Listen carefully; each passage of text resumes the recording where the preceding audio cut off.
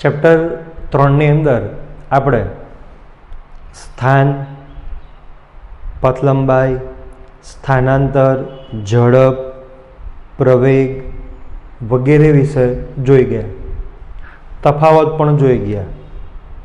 હવે ત્યાંથી એ બધી જ રાશિઓને આપણે ચેપ્ટર 4માં ફરી પાછી સમજવાની છે.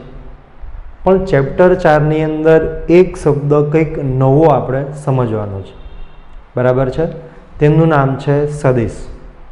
ચેપ્ટર 4નું નામ છે સમતલમાં ગતિ.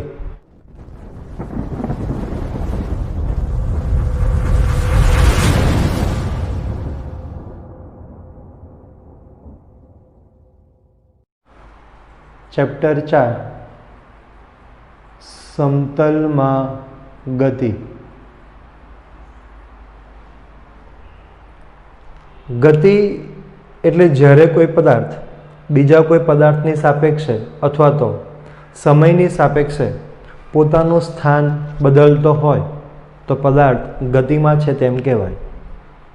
ચેપ્ટર 3માં આપણે એક પરિમાણમાં ગતિ જોઈ ગયા, એટલે કે જો પદાર્થ એક્સ અક્ષ પર ગતિ કરે તો એ એક્સ અક્ષ પર જ ગતિ કરે છે. વાય અક્ષ પર ગતિ કરતો હોય તો એ વાય અક્ષ પર જ ગતિ કરે છે. ઝેડ અક્ષ પર ગતિ કરતો હોય તો ઝેડ અક્ષ પર જ ગતિ કરે છે. એટલે જે ગતિ દરમિયાન પદાર્થના માત્ર એક જ પરિમાણમાં ફેરફાર થતો હોય તો એને એક પરિમાણમાં ગતિ કહેવાય.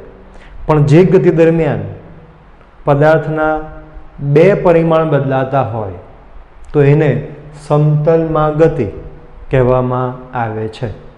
બરાબર છે? દ્વિપરિમાણિક ગતિ એટલે માનો કે કોઈ પદાર્થ એક્સ વાય સમતલમાં ગતિ કરે છે. આ એક્સ છે અને વાય છે, પદાર્થ આ રીતે ગતિ કરે છે તો એ દ્વિપરિમાણમાં ગતિ થઈ. તમે પતંગિયું જોયું હશે, પતંગિયું કેવું ઉડે, એમ ઉડતું ઉડતું ગમે તેમ બેસી જાય ને એમ થયા કરે, તો એ ત્રિપરિમાણમાં ગતિ છે. ઓકે, એટલે હવે આપણે દ્વિપરિમાણ, ત્રિપરિમાણ, સમતલમાં ગતિનો અભ્યાસ કરીશું. આ બધી ગતિનો અભ્યાસ કરવા માટે આપણને સદિશ શબ્દ સમજમાં હોવો જોઈએ. તો સદિશ આવે એટલે બીજો એક શબ્દ આવે અદિશ. તો સૌપ્રથમ આપણે સદિશ અને અદિશનો તફાવત જોઈએ. અદિશ રાશિ અને સદિશ રાશિ.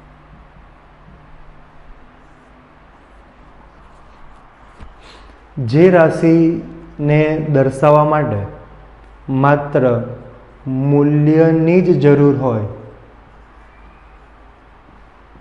તેવી રાશિને અદિશ રાશિ કહેવામાં આવે છે. જે રાશિને દર્શાવવા માટે મૂલ્ય ઉપરાંત દિશાની પણ જરૂર હોય તેવી રાશિને સદિશ રાશિ કહેવામાં આવે છે. મૂલ્ય બદલાવવાથી રાશિના મૂલ્યમાં ફેરફાર થાય. જ્યારે આમાં માત્ર મૂલ્ય, માત્ર દિશા કે બંને બદલાવવાથી રાશિમાં ફેરફાર ઉદ્ભવે છે. એટલે સમજો કે ઝડપ છે તો ઝડપમાં ફેરફાર થવા માટે માત્ર એનું મૂલ્ય જ બદલાય તો ઝડપ બદલાઈ જાય. પણ વેગમાં માત્ર દિશા બદલાય તો પણ વેગ બદલાયો કહેવાય. માત્ર મૂલ્ય બદલાયું હોય, દિશા ભલે અચળ હોય તો પણ વેગ બદલાયો કહેવાય. બંને બદલાયું હોય તો પણ વેગ બદલાયો કહેવાય. ઓકે, જેવું કે આના એક્ઝામ્પલ આપીએ તો ઝડપ, અહીંયા આવે વેગ, અહીંયા આવે અંતર અથવા તો પથ લંબાઈ, તો આટલે આવશે સ્થાનાંતર. બરાબર છે? દળ, તાપમાન, સમય, વિદ્યુત પ્રવાહ, આ બધી રાશિઓ અદિશ રાશિ છે. વેગ, સ્થાનાંતર, પ્રવેગ, બળ, આ બધી રાશિઓ વગેરે સદિશ રાશિઓ છે વગેરે અદિશ રાશિઓ છે. એટલે કે જે રાશિને દર્શાવવા માટે માત્ર મૂલ્ય જોઈએ તે બધી રાશિઓ અદિશ છે. જેમ જેમ આપણે નવી નવી રાશિ ભણતા જઈશું તેમ તેમ તેના એકમો, તેના પારિમાણિક સૂત્રો, તે સદિશ છે કે અદિશ એ બધું નોંધતા જઈશું. બરાબર છે. જે રાશિ માટે મૂલ્ય અને દિશા બંને જોઈએ તેને સદિશ રાશિ કહેવામાં આવે છે. ઓકે, આપણે અંતર અને પથલંબાઈની વાત કહીએ તો ધારો કે આપણે રસ્તામાં જતા હોય અને આપણને કોઈએ પૂછ્યું કે તારું ઘર ક્યાં આવ્યું. હવે આપણે આપણું ઘર બતાવીએ. ધારો કે આપણે આપણું ઘર બતાવીએ તો કોઈ આવી રીતે બતાવે કે પહેલાં એમ જવાનું, પછી એમ જવાનું, પછી એમ જવાનું, પછી એમ જવાનું, પછી એમ જઈને પછી નીચે એમ કરીને ઉતરી જવાનું, પાછું એમ કરીને લિફ્ટમાં બેસીને ચડવાનું. તો આ બધું જે આવ્યું ને આ શું આવ્યું? આ પથ લંબાઈ આવી. બરાબર છે. પથ લંબાઈમાં દિશાની કોઈ જરૂર નથી. પણ આપણે એવું કહીએ કે મારું ઘર આ બાજુ આવ્યું, આ બાજુ આવ્યું. ક્યાં આવ્યું? તો કે આ બાજુ આવ્યું. તો દિશા આવી ને આ બાજુ. બરાબર છે. એટલે દિશા સંકળાય તો તેને સદિશ રાશિ કહેવામાં આવે છે. ઓકે, બીજો એક ફરક છે. માનો કે હું આવું કહું 1 + 1 = 2 થાય, પણ સદિશોમાં આવું ના થાય. આને કહેવાય સાદો બૈજિક સરવાળો કરી શકાય છે. જ્યારે અહીંયા સરવાળા, બાદબાકી, ગુણાકાર વગેરે સાદી બૈજિક રીતે ન કરી શકાય. બરાબર છે. સદિશોના સરવાળા બાદબાકી કરવી હોય, ગુણાકાર ભાગાકાર કરવો હોય તો તેની માટે અમુક નવી રીતો છે, નવા નિયમો છે. એ આપણે આ ચેપ્ટરમાં જોવાના છે. બરાબર છે. પણ સાદા બૈજિક સરવાળો આમાં ના કરી શકાય. 1 + 1 = 2 એ આમાં થાય, પણ સદિશ 1 સદિશ 2 હોય તો = 2 થાય, એવું ના થાય. બરાબર છે. તો આ રહ્યા તફાવત. હવે આપણે સદિશોને કઈ રીતે દર્શાવો તેની વાત કરીએ. સદિશ રાશિ આપણને ખબર છે કે બળ સદિશ રાશિ છે. બળ સદિશ રાશિ છે. હજુ આપણે બળ ભણ્યા નથી, પણ આપણને ખબર છે કે બળ, ધક્કો આ બધું જે છે સદિશ રાશિ હશે. કઈ દિશામાં લગાડ્યું તો કે આ દિશામાં લગાડ્યું, કઈ દિશામાં ખેંચ્યું તો કે આ દિશામાં ખેંચ્યું. બરાબર છે. બળ પસંદ ના પડે તો તમે વેગ પણ લઈ શકો. બરાબર છે. તો બળ માટે સિમ્બોલ છે F. તો કોઈ પણ રાશિને સદિશ સ્વરૂપે દર્શાવવા માટે તે રાશિના સંજ્ઞા ઉપર તીરની નિશાની કરવામાં આવે છે. કોઈ પણ રાશિને તેની સંજ્ઞા પર તીરની રાશિ વડે દર્શાવીએ તો તે સદિશ થઈ જાય. જો તે સદિશ હોય તો. બધા માટે ના થાય. સમયની ઉપર તીર પાડી દો તો કે સદિશ ના થઈ જાય. બરાબર છે. એટલે સદિશ રાશિને દર્શાવવા માટે તેના સિમ્બોલની ઉપર તીર પાડવામાં આવે છે. હવે સમજી લો કે જે બળ છે એ બળ 10 ન્યૂટનનું લાગે છે. 10 ન્યૂટન જેટલું બળ લાગે છે. તો મારે આ સદિશને ભૌમિતિક રીતે દર્શાવવો હોય તો શું કરવાનું? તો 10 ન્યૂટનને 1 સેન્ટીમીટર બરાબર 1 ન્યૂટન ગણીએ તો 10 ન્યૂટન બરાબર 10 સેન્ટીમીટર થાય. ધારો કે આ 10 સેન્ટીમીટર છે, તો 10 ન્યૂટન બળને દર્શાવવા માટે 10 સેન્ટીમીટર લંબાઈની એક રેખા દોરવાની અને આ બળની અસર જે દિશામાં પ્રવર્તમાન હોય, ધારો કે અત્યારે આ બળ x અક્ષ પર હોય, x અક્ષ પર હોય તો x દિશામાં દર્શાવવાનું. જો આ બળ y અક્ષ પર હોય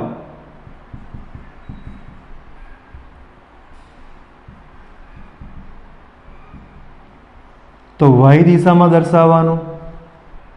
બરાબર છે. એટલે કોઈ પણ સદિશને દર્શાવવા માટે તેના મૂલ્ય જેટલી લંબાઈનો રેખાખંડ દોરી તેની અસર જે દિશામાં પ્રવર્તમાન છે તે જે દિશામાં લાગે છે, જે દિશામાં અનુભવાય છે, એટલે કે તેની અસર જે દિશામાં પ્રવર્તમાન છે તે દિશામાંનો એકમ સદિશ ગુણવો પડે. એટલે અહીંયા એક શબ્દ પાછો આવે છે, એકમ સદિશ.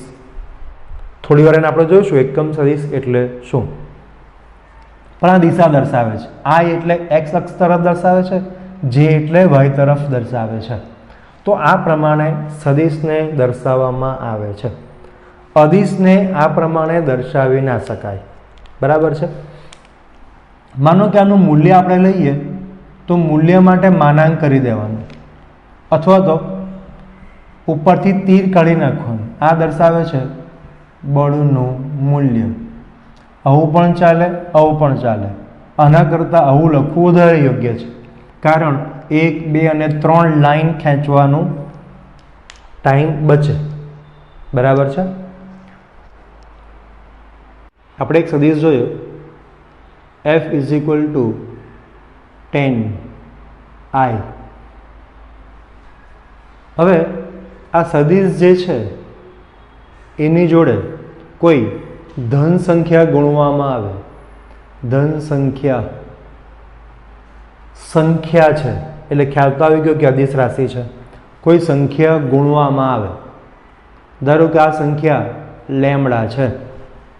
જો ધન સંખ્યા ગુણવામાં આવે તો લેમડા × 10i, એટલે બળનું જે મૂલ્ય, એફનું મૂલ્ય પહેલાં 10 ન્યૂટન હતું, હવે આ બળનું મૂલ્ય અને હું F1 કહી દઉં છું, આનું મૂલ્ય કેટલું થાય?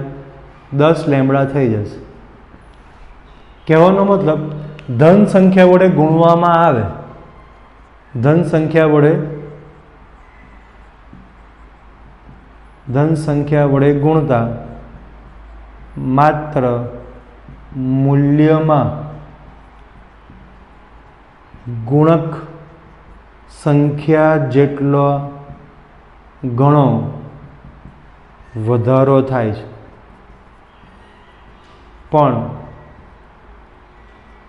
દિશા બદલાતી નથી.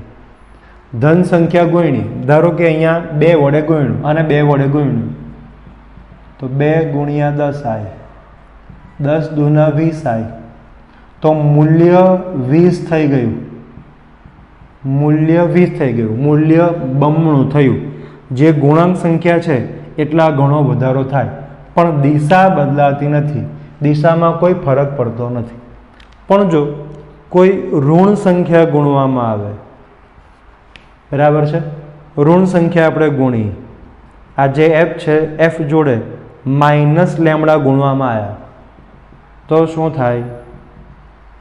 તો મૂલ્યમાં ગુણાંક સંખ્યા જેટલો વધારો તો થાય જ, 10 × લેમડા, લેમડા જેટલો વધારો તો થયો જ, પણ દિશા પણ બદલાય છે. દિશા વિરુદ્ધ થઈ જાય છે. એટલે સમજો કે હું અહીંયા 2 વડે ગુણું છું તો આ થયું, પણ -2 વડે ગુણું તો -2 વડે ગુણીએ તો -20i, અને આપણે F2 કહીએ તો F2નું મૂલ્ય કેટલું આવે? મૂલ્ય 2 ગણું થઈ ગયું, 20 થઈ ગયું, પણ દિશા કઈ આવી? પહેલા દિશા હતી i ધન x, હવે દિશા આવી -i ઋણ x. દિશા પ્રારંભિક સદિશથી વિરુદ્ધ થઈ જાય છે, દિશા બદલાઈ જાય છે. એટલે ધન સંખ્યા ગુણે તો માત્ર મૂલ્યમાં ગુણાંકમાં વધારો થાય, અને ઋણ સંખ્યા ગુણીએ તો મૂલ્યમાં તો ગુણાંકમાં વધારો થાય જ, પણ દિશા પણ વિરુદ્ધ થઈ જાય. ધન એક્સમાં હોય તો ઋણમાં થઈ જાય, ઋણ એક્સમાં હોય તો ધનમાં થઈ જાય. બરાબર છે. હવે સદિશોના પ્રકાર જોઈએ. સદિશમાં 2 વસ્તુ છે, મૂલ્ય અને દિશા. બરાબર. જો 2 સદિશોના મૂલ્ય અને દિશા બંને સરખા હોય તો તેને સમાન સદિશ કહે છે. મૂલ્ય અને દિશા બંને સરખા હોય તો એને સમાન સદિશ કહેવાય. સમાન સદિશ આ પ્રમાણે દર્શાવાય. સદિશ A ઇઝ ઇક્વલ ટુ સદિશ B. બરાબર છે. હવે મૂલ્ય સરખા છે પણ દિશા વિરુદ્ધ છે તો એને સમાન સદિશ ના કહેવાય. દર્શાવી શકાય ખરું આ રીતે. સદિશ A ઇઝ ઇક્વલ ટુ સદિશ C. મૂલ્યો સરખા છે પણ દિશા વિરુદ્ધ છે. મૂલ્યો સરખા છે પણ દિશા વિરુદ્ધ છે. મૂલ્યો સરખા છે પણ દિશા વિરુદ્ધ છે. એટલે આને મૂલ્ય સમાન હોય, દિશા વિરુદ્ધ હોય તો તેને પ્રતિસમાંતર સદિશ કહેવામાં આવે છે. પ્રતિસમાંતરમાં માત્ર દિશા વિરુદ્ધ હોવી જરૂરી છે. મૂલ્ય સમાન હોય કે ન હોય, દિશા પરસ્પર વિરુદ્ધ હોય તો તેને પ્રતિસમાંતર સદિશ કહેવાય. ધારો કે આ D છે તો A અને D પ્રતિસમાંતર છે, B અને D પ્રતિસમાંતર છે, A અને C, B અને C પ્રતિસમાંતર છે. A અને B માત્ર દિશા સમાન હોય તો એને સમાંતર સદિશ કહે છે. દિશા સમાન હોય, મૂલ્ય સમાન હોય કે ના હોય, એટલે A અને B દિશા સરખી છે એટલે સમાંતર કહેવાય. મૂલ્ય સરખા હોય કે ના હોય, સરખા હોય તો સમાન થઈ જાય. એટલે આપણે અહીંયા એવું રાખીએ કે મૂલ્ય સરખા ના હોય તો તેને સમાંતર સદિશ લેવાના. બરાબર છે. તો C અને D એ પણ સમાંતર છે. બરાબર. A અને B એ પણ સમાંતર સદિશ છે. એટલે બધા જ સમાન સદિશો, બધા જ સમાન સદિશ એ સમાંતર સદિશ છે, પરંતુ બધા જ સમાંતર સદિશ સમાન સદિશ નથી. એટલે જે સમાન છે એ તો સમાંતર છે જ, પણ જે સમાંતર હોય એ સમાન હોય જ એ જરૂરી નથી. સમાન, સમાંતર, પ્રતિસમાંતર. પછી માનો કે આવો કોઈક છે તો આને અસમાંતર કહેવામાં આવે છે. અસમાંતર સદિશ જેનું મૂલ્ય, દિશા કંઈ સરખું નથી. હવે આ બધા સદિશો જે છે મેં અહીંયા દોર્યું એ આટલે ગળી, એટલે દોરવાની શરૂઆત મેં અહીંથી શરૂ કરી. હવે હું તમને કહું કે તમે નોટબુકમાં સદિશ એ દોરો. બરાબર છે. તો કોઈ નોટબુકમાં અહીંયા દોરશે, કોઈ નોટબુકમાં અહીંયા દોરશે, કોઈ નોટબુકમાં એમ દોરશે. જ્યાં જગ્યા મળે ત્યાં દોરીશ. એટલે કે આ સદિશોને સમતલમાંના કોઈ પણ બિંદુ પરથી દોરી શકાય છે. આથી આ સદિશોને મુક્ત સદિશ કહેવામાં આવે છે. મુક્ત સદિશ. જે સદિશને સમતલમાંના કોઈ પણ બિંદુ પરથી દોરી શકાય, દર્શાવી શકાય, તે સદિશોને મુક્ત સદિશ કહેવામાં આવે છે. ઓકે. હવે સદિશોના સરવાળા કઈ રીતે થાય તે જોઈએ. તેમાંની સૌથી પહેલી રીત એટલે કે ત્રિકોણની રીત. બરાબર. સદિશોના સરવાળા માટેની રીત. સમજો કે મારે સદિશ A અને સદિશ B નો સરવાળો કરવો છે. તો તે માટે આપેલા સમતલમાંના કોઈ બિંદુ ઓમાંથી સદિશ A ની દિશામાંનો સદિશ A ના મૂલ્ય જેટલો સદિશ OP દોરો કે જેથી OP is equal two A થાય. ઓકે, આપેલા સમતલમાંના કોઈ બિંદુ ઓમાંથી સદિશ એની દિશામાંનો સદિશ એના મૂલ્ય જેટલો સદિશ ઓપી દોરો કે જેથી ઓપી ઇઝ ઇક્વલ ટુ એ થાય. આપણી પાસે સ્કેલ હોય તો સ્કેલ મૂકીને માપી લેવાનું. તમે 10 સેન્ટીમીટર લો તો આને 10 સેન્ટીમીટર લેવાનું, બરાબર. તમારી નોટબુકમાં લાઈન હોય તો લાઈન પર જ દોરવું એટલે સમાંતર સમાંતર આવે. હવે સદિશ માટે આ જે છે એને પુચ્છ કહેવાય. સદિશના આ ભાગને પુચ્છ કહેવાય અને આ ભાગને શીર્ષ કહેવાય. ઓકે, આને હેડ કહીશું અને ટેલ કહીશું. સદિશના તીરવાળા ભાગને શીર્ષ હેડ કહેવાય, એ સિવાયનો જે ભાગ છે એને પૂછ અથવા ટેલ કહેવાય. તો સદિશના શીર્ષ પરથી સદિશ બીની દિશામાંનો સદિશ બીના મૂલ્ય જેટલો સદિશ PQ દોરો કે જેથી PQ ઇઝ ઇક્વલ ટુ બી થાય. હવે સદિશ એના શીર્ષ પરથી સદિશ બીની દિશામાંનો સદિશ બીના મૂલ્ય જેટલો સદિશ PQ દોરો કે જેથી PQ ઇઝ ઇક્વલ ટુ બી થાય. હવે સદિશ એના પુચ્છ સદિશ બીના શીર્ષને જોડતો પરિણામી સદિશ OQ દોરો.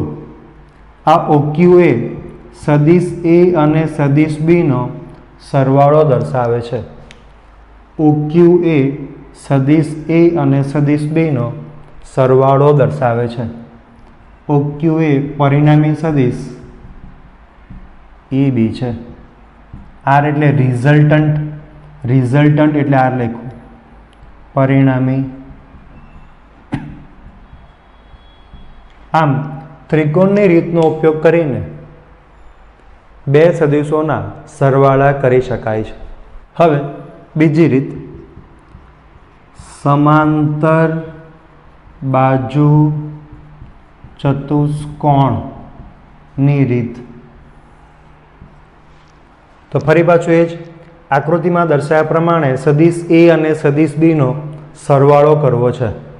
તો સમતલમાંના કોઈ બિંદુ ઓમાંથી સદિશ એની દિશામાંનો સદિશ એના મૂલ્ય જેટલો સદિશ ઓપી દોરો કે જેથી ઓપી ઇઝ ઇક્વલ ટુ સદિશ એ થાય. હવે સદિશ ઓપીના પુચ્છમાંથી સદિશ બીના મૂલ્ય જેટલો સદિશ બીની દિશામાંનો સદિશ OQ દોરો કે જેથી OQ ઇઝ ઇક્વલ ટુ બી થાય. હવે OP અને OQ, OP અને OQ જે ચતુષ્કોણની બે સંલગ્ન બાજુ હોય તેવો એક ચતુષ્કોણ OPRQ પૂર્ણ કરો. OP અને OQ જે ચતુષ્કોણની બે સંલગ્ન બાજુ હોય તેવો ચતુષ્કોણ OPRQ પૂર્ણ કરો. ચતુષ્કોણના બે વિકર્ણ આવે, આ એક ના બે. તેમાંનો ચતુષ્કોણનો જે વિકર્ણ O બિંદુમાંથી પસાર થાય છે તે સદિશ એ અને સદિશ બીનો પરિણામી સરવાળો દર્શાવે છે. ઓમાંથી પસાર થતો વિકર્ણ OR એ સદિશ એ અને સદિશ બીનો સદિશ સરવાળો દર્શાવે છે. એટલે આ રીતે પણ સરવાળો કરી શકાય. બરાબર છે. હવે જો આ રીતને આમાં લાગુ પાડીએ તો આવું બોલાય, પહેલો સદિશ વત્તા બીજો સદિશ બરાબર પરિણામી સદિશ. આ જો બી હોય તો આ પણ બી થાય, આ જો એ હોય તો આ પણ એ થાય. તો આવું કહેવાય પહેલો સદિશ વત્તા બીજો સદિશ ઇઝ ઇક્વલ ટુ પરિણામી સદિશ. તો ત્રિકોણ OPR માં OR is equal to A plus B આવું થશે. તો અહીંયા પહેલો સદિશ વત્તા બીજો સદિશ બરાબર પરિણામી સદિશ. ત્રિકોણ ઓ ક્યુ આરમાં OR is equal to B plus A થાય. બંને સરખા જ છે OR. તો 1 અને 2 પરથી a plus B is equal to B plus A અને ક્રમનો નિયમ કહે છે. સદિશોના સરવાળા ક્રમનો નિયમ અનુસરે છે આમ સાબિત થાય છે. ઓકે, હવે બાદબાકી કીધી હોય તો શું કરીશું? બાદબાકી તો નાનપણમાં અમને આવું કંઈક ભણાવ્યું હતું કે એ માઇનસ બી એટલે શું? તો કે એ પ્લસ બે સંખ્યાની બાદબાકી એટલે શું? તો કે આપેલી સંખ્યામાંથી બીજી સંખ્યાની પ્રતિ સંખ્યા ઉમેરવી. બરાબર. તો એ માઇનસ બી બાદબાકી એટલે શું કરવાનું? તો કે એમાંથી બી બાદ કરવો હોય તો બીનો પ્રતિ સદિશ લેવાનો, વિરુદ્ધ સદિશ લેવાનો. તો શું થાય? માઇનસ બી થાય. હવે આને આમાં ઉમેરી દો તો શું થશે? બાદબાકી. તો આવું કહેવાય. એના મૂલ્ય જેટલો સદિશ ઓપી દોર્યો, બીની દિશામાંનો બીના મૂલ્ય જેટલો એટલે આવો આવ્યો. બરાબર છે. તો આ જે મળશે આ આપણો પરિણામી સદિશ મળશે.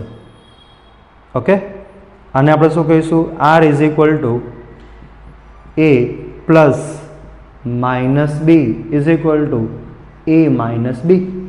તો આ પ્રમાણે બાદબાકી પણ કરી શકાય છે.